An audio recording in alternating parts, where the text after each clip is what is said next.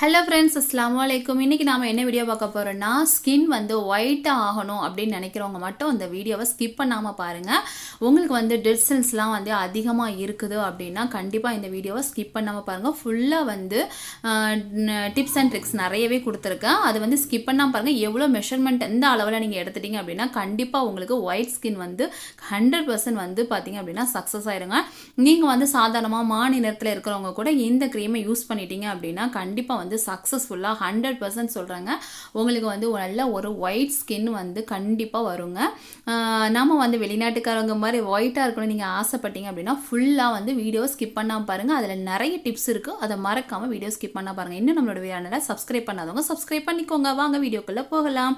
அதுக்கு பார்த்தீங்க அப்படின்னா நான் 100 ml பார்த்தீங்க அப்படின்னா பசும்பால் எடுக்கணும். நான் வந்து எனக்கு 100 ml பசும்பால் கிடைக்காதனால பாக்கெட் பால் எடுத்துக்கிறேன். நீங்கள் பசும்பால் கிடச்சிச்சின்னா பெஸ்ட்டுங்க. பசும்பால் 100 ml எடுத்துக்கோங்க.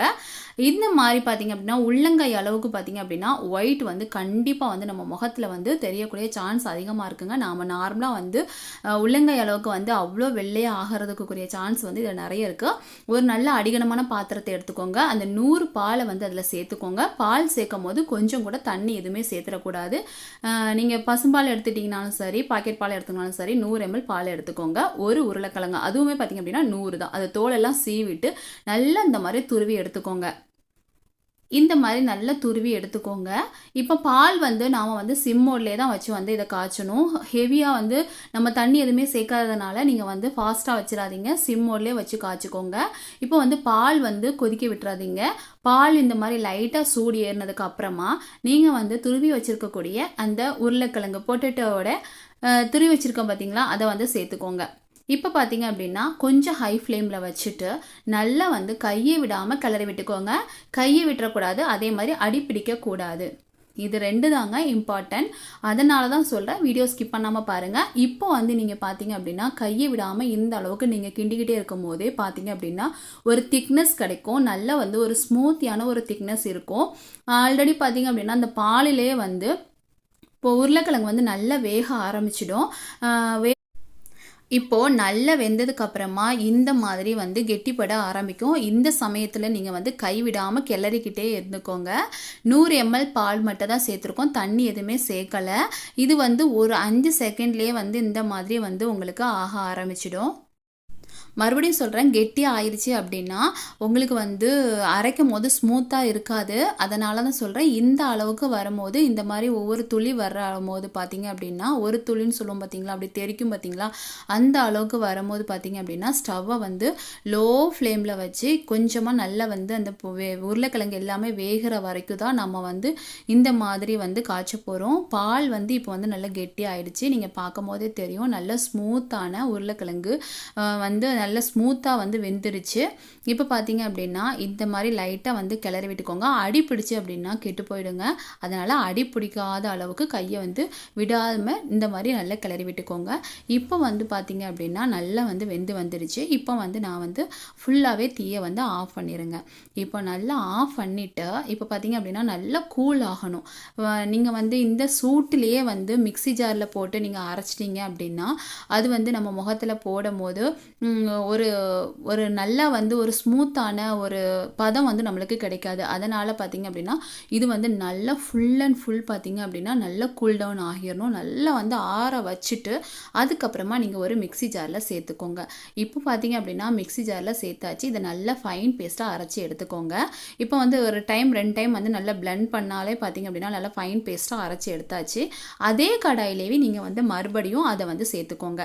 நீங்கள் வந்து மறுபடியும் வந்து அதே கடாயில் சேர்த்துக்கோங்க. இதில் வந்து நம்ம 2 எக்ஸ்ட்ரா பொருள் சேர்க்க போகிறோம். அதுதாங்க அரிசி மாவு. இப்போ 100 ml பாலுக்கு கரெக்டாக 1 ஸ்பூன் அளவுக்கு தான் ரைஸ் ஃப்ளார் சேர்த்துக்கோங்க.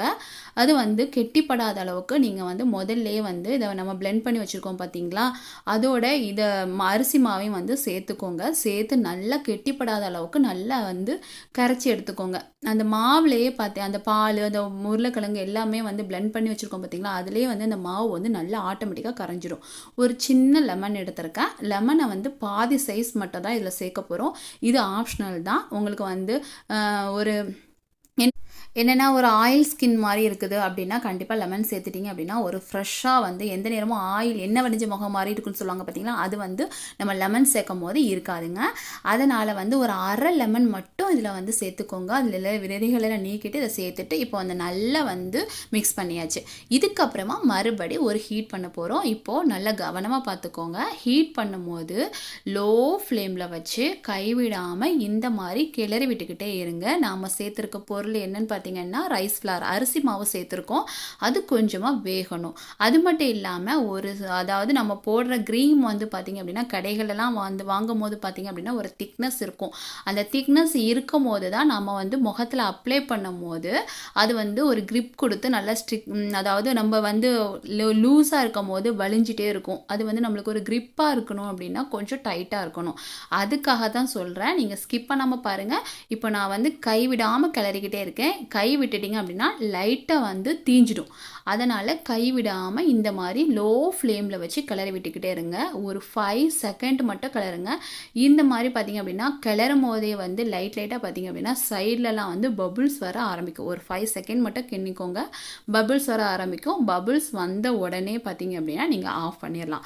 நீங்கள் பபுள்ஸ் வந்த உடனே பார்த்திங்க அப்படின்னா அந்த பொருள் வந்து பார்த்திங்க அப்படின்னா நல்லா வந்து க்ரீம் வந்து கெட்டியாக ஆரம்பிச்சிடும்.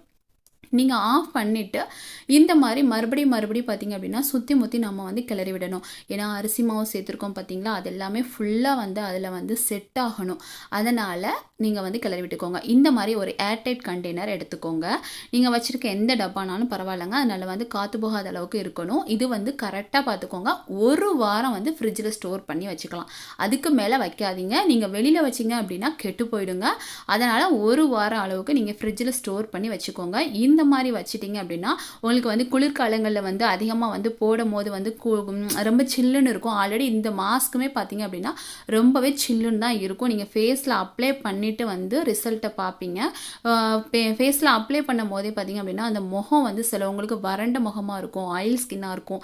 எல்லாத்துக்குமே இந்த பேக்கேஜ் வந்து செட் ஆகுங்க. இதை நீங்கள் யூஸ் பண்ணிட்டீங்க அப்படின்னா முகப்பருவு எதுவுமே வராது. இப்போ வந்து நான் வந்து கையில் வந்து போட்டு காமிச்சிருக்கேன் பார்த்தீங்களா. இப்போ நான் வந்து க்ளோஸ்அப்பில் வச்சு காமிக்கிறேன். கையில் வந்து போட்டு ஒரு 10 மினிட்ஸ் கூட ஆகலைங்க.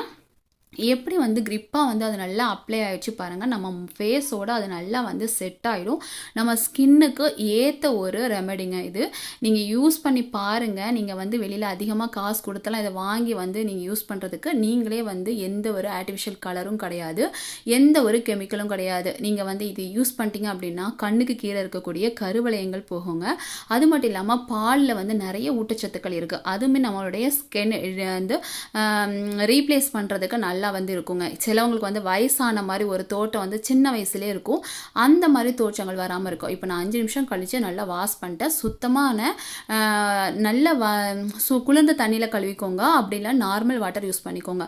ஆனால் ஹீட் வாட்டர் மட்டும் யூஸ் பண்ணாதீங்க. இது வந்து நான் வந்து போடாத கை, நான் வந்து மாஸ்க் போடாத கையில் வந்து எப்படி பிளாக்கு எப்படி இருக்குது பார்த்தீங்களா. அதுவே நான் மாஸ்க் போட்ட கை பார்த்தீங்க. இப்போ காட்டுறேன். இப்போ மாஸ்க் போட்ட கை பார்த்தீங்களா எவ்வளோ டிஃப்ரெண்ட் இருக்குன்ட்டு. நீ வந்து ஒரு 5 செகண்ட் தான் போட்டிருக்கேன், ஒரு 5 நிமிஷம் தான் போட்டிருக்கேன். பட் ஆனால் நல்ல ரிசல்ட் கிடைக்கும். இதை நான் வந்து ரெண்டுமே ஃபோட்டோ எடுத்து நான் உங்களுக்கு வந்து செட் பண்ணி வச்சுருக்கேன். நீங்கள் கண்டிப்பாக இதை யூஸ் பண்ணி பாருங்கள். இந்த வீடியோ உங்களுக்கு பிடிச்ச லைக் பண்ணுங்கள், ஷேர் பண்ணுங்கள், சப்ஸ்கிரைப் பண்ணுங்கள். தேங்க்ஸ் ஃபார் வாட்சிங்.